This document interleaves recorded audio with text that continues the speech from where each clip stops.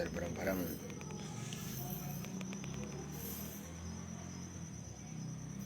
Kenalan saya itu mas, dia mensugesti dirinya bahwa pokoknya dia ini pekerjaannya nggak jelas, tapi uang itu datang dari arah yang tidak disangka-sangka, dan itu poros kehidupannya selalu begitu. Ya. Karena dia main di kekuatan pikiran aja, sebenarnya yakin sama Tuhan, aku bisa santai-santai, bisa dapat rezeki tak terhingga dari segala macam, aku pasrah total sama Tuhan. Pikirannya yang disetel, itu berarti bener berarti kekuatan. Iya sebenarnya. Nah, sebenarnya ilmu Jawa itu ilmiah kok. Ilmu Jawa itu ilmu kasunyatan. Karena menungso itu nggak mau sabar dan tabah telaten untuk mengamati dinamika yang ada, itu akhirnya lahir tahayulisme. Tahayulisme itu menyimpulkan sesuatu yang sebenarnya tidak ada kaitannya. Padahal nek wong Jawa itu ngomong urip isine sebab akibat. Nek enak akibatnya mesti ana sebabnya nek gelem goleki. Cuma digedek-gedek nih lah, itu tahayulisme yang sebenarnya saya tolak. Itu sebenarnya tahayulismenya. Itu yang merusak kita. Ya. Orang malah semakin ego karena nalarnya nggak tepat. Gitu. Sakti itu harus bernalar. Makanya orang zaman dulu sakti kan duwe nalar, Mas. Kan tujuan ketika kita bernalar itu jumbuh jobolo jero itu maksudnya kan bijaksana toh. Tujuan dari hidup kita tuh wisdom sebenarnya. Bijaksana. Dewasa. Dewa itu berarti tua. Unggul. Sa itu gempol, satu kesatuan. Makanya menjadi dewasa. Nah, gak dewasa kalau cah cilik itu sifat yang rusak. Karena orang ngerti. Makanya wong itu harus ngerti. Lah ngerti duwe kesaktian tuh disalahgunakan kan padha sampean duwe senjata api terus mbok nembaki wong. Iya. Dan menurut saya santet tenun itu juga kekuatan manikum. Makanya saya sebut santet tenun itu senjata tempur. Tapi tidak diopeni nganggo rasa berbahaya, bisa disalahgunakan. Sebagaimana Anda itu punya senjata api. Enggak, ini senjata api kok disalahnya juga salah, santetnya juga salah, sing menyalahgunakan yang salah. Berarti pendidikannya yang rasanya tidak dididiki tentang kesadaran. Gak duwe kesadaran tapi duwe kesaktian. Berbahaya sama saja ketika anak itu bisa memegang dan memainkan senjata tapi tidak memiliki kesadaran. Akhirnya nesu karo Mas Taki tak dor ndase gitu. Akhirnya aku nesu mbek dhek oyoyan mari tak santet gitu. Lah sing tidak boleh ini. Ini kan jelas merusak ini. Jadi logis sebenarnya, gak usah ditahayulkan teman-teman.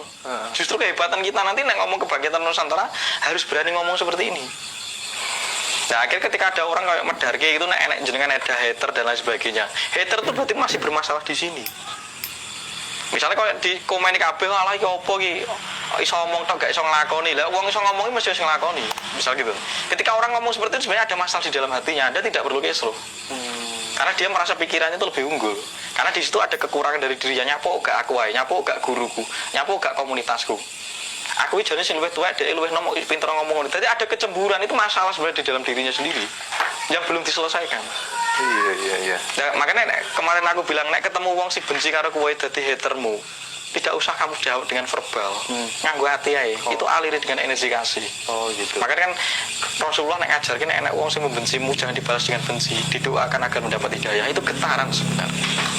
Nah, ajaran ulas asli itu sudah ada di tanah ini dari awal. Karena kita punya ini. Karena ada orang Jawa tinggi sing utama itu bahasa hati, rasa sejati sejati Rasul hati.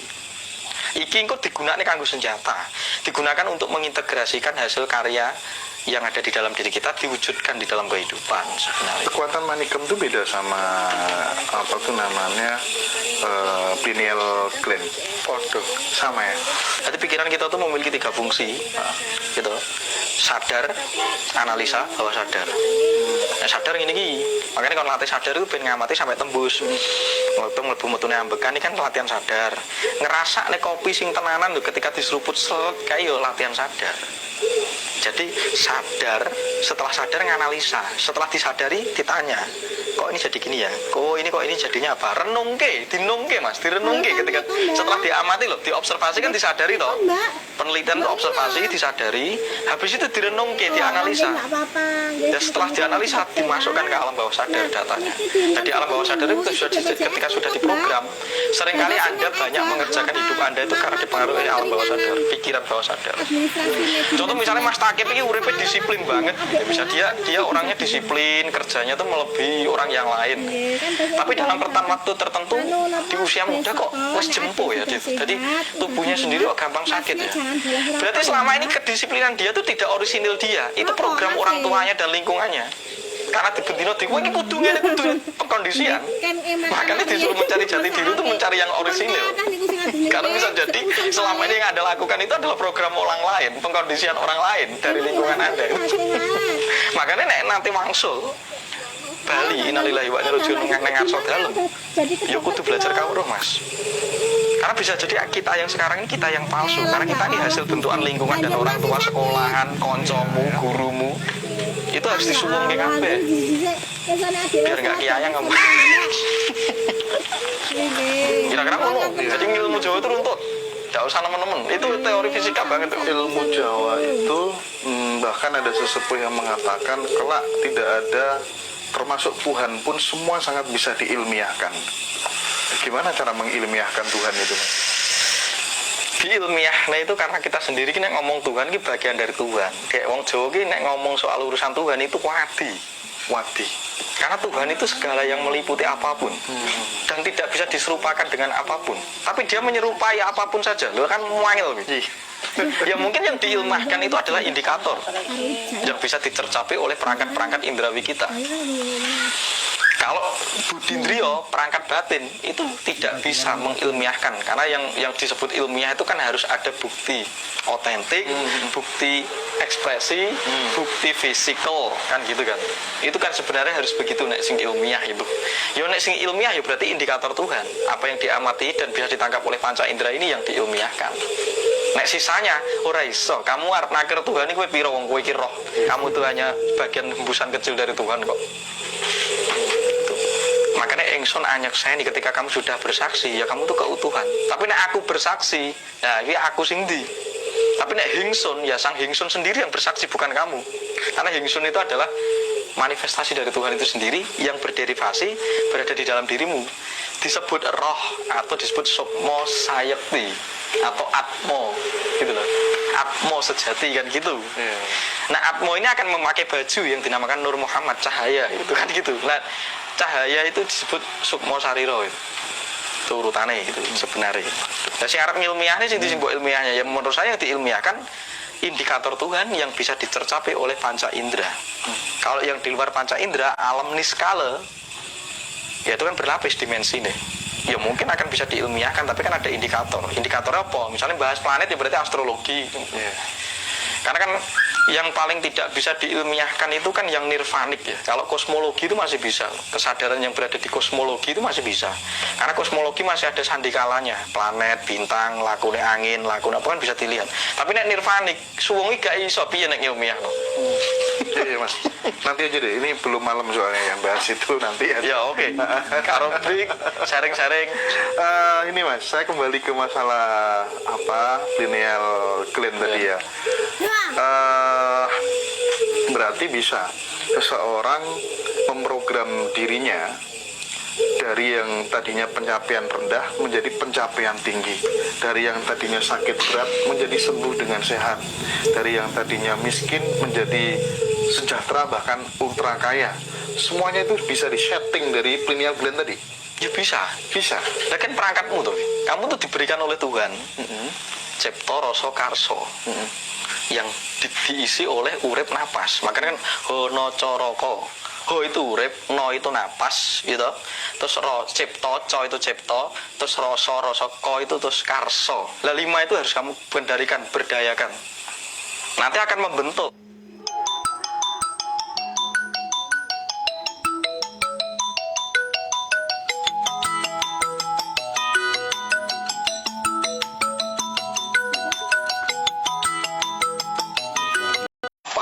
Tidak akan salah karena kamu titis ketika mengamati dunia di sekelilingmu. Itu nek saka Coroko ya, misalnya. Nek ajaran Jawa ya. Terus padha jayanya gitu loh. Padang jagate yen nyumurupono. Jagat ini bisa terang benderang ketika kamu mengetahuinya. Lah kowe iki gak ngerti lho, Pare. Jadi ora iso ngapa-ngapa gitu. Iya. Baru moga botongo kan gitu tuh. Moga botongo itu di maring gambare Bathara Ngatong. Memaksikan mengamati perwujudan Gusti engkang nyoto yang ada di luar diri kita ini. Berarti Gusti ki bebas, wis dilebokne ning jero awakmu kabeh. Itu rahasianya sebenarnya.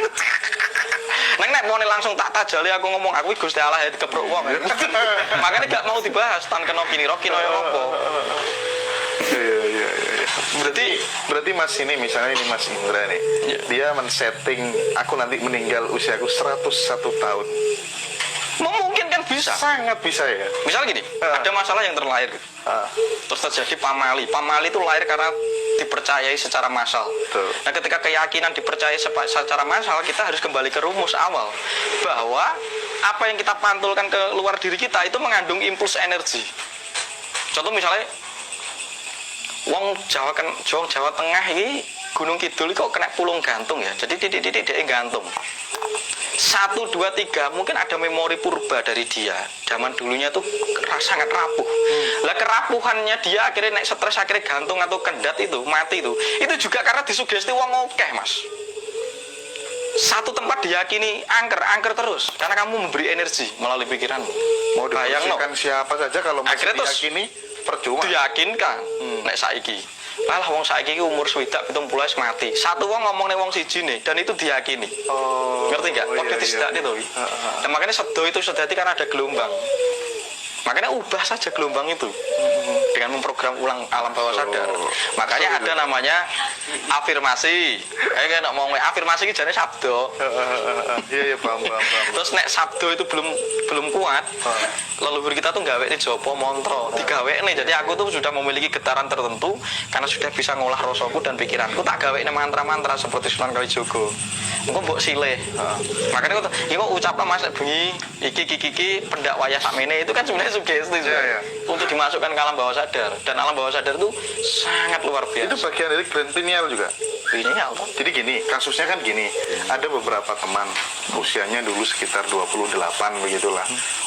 Lama belum dapat jodoh gitu Mas ya. Konsultasi ke saya. Yo bukan konsultasi kok yo curhat. Wis tak kei wiridan. Wiridan iku lagune Naf. Akhirnya aku menemukanmu. Kono ndiwe waca karo hayati resapi seolah-olah kon duduk di pelaminan. Karo bayango cewek sing mau pengini kaya apa gitu. 3 orang teman saya tuh tembus semuanya sesuai dengan yang dibayangkan diinginkan. Itu apa itu? Ya padha tuh sugesti tuh ya. Sugesti. Kekuatan tuh. Berarti kan selama ini mungkin dia kan minder, tapi ketika Anda latihan program itu mindernya diubah menjadi kepercayaan.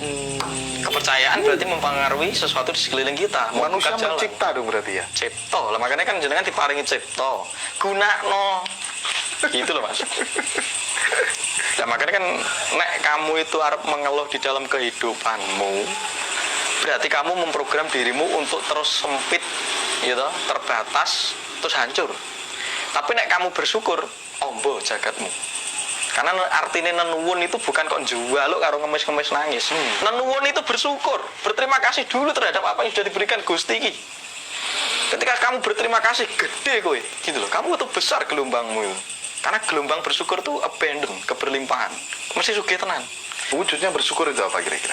Ya bersyukur itu hati yang lapang, tenang, damai, santai, sumeleh. Makanya diajak, kalau orang Jawa itu oke matur suwune daripada ngerengek njaluk. Makanya nek njaluk iki Gusti iki matamu ora melek kabeh wis tak pehne ning kowe. Wis tak kon ngelola kowe sugih ra duweni. Tak kon ngelola kowe sebagai wakilku ning alam donya. Kayak kowe sing njaluk kan itu. Makanya sing mbok duweni apa? Ya nggonen olahan mengolah cipta rasa karsa nyambut gawe mbel-mbel sak nduli to. Ku ya bersyukur. Gitu loh Mas. Karena alam sebab akibat ini bakal ada kemungkinan yang akan terjadi ketika kamu mengubah dirimu sendiri. Ada nek dokter Strange nek ngomong di dunia itu ada 14 juta kemungkinan. Bayang loh, 14 juta kemungkinan. Lah seringkali uang kan dijustifikasi, Mas. Misalnya wonge kowe iki wetonmu ki kemis pon wis etok rezekimu ki seret kan.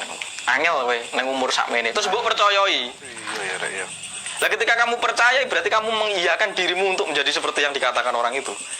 Padahal orang itu hanya mendeteksi dari beberapa ritus antropologi tubuh dan getaran semesta dari wujud ruang waktu namanya dino atau hari. Tapi nek mbok yakini kuwi, makanya dino itu bagi orang spiritual sing tingkat tinggi gak kanggo Mas. Dino iki muk rina wengi dan dirimu sendiri. Karena dirimu itu mengandung Tuhan. Gitu. Jadi aku gak nek perwetonan tuh boleh wong itu seni kok. Gitu. Orang memahami itu. Tapi nek kamu menjustifikasi mempercaya apa yang dikatakan orang itu namanya berhala, itu kemelekatan. Berarti yang disebut berhala dan melekatan itu tidak boleh. Mergo kamu mencoba untuk membatasi dirimu sendiri. Piye? Kamu miskin dewe, hancur dewe nih kowe gitu.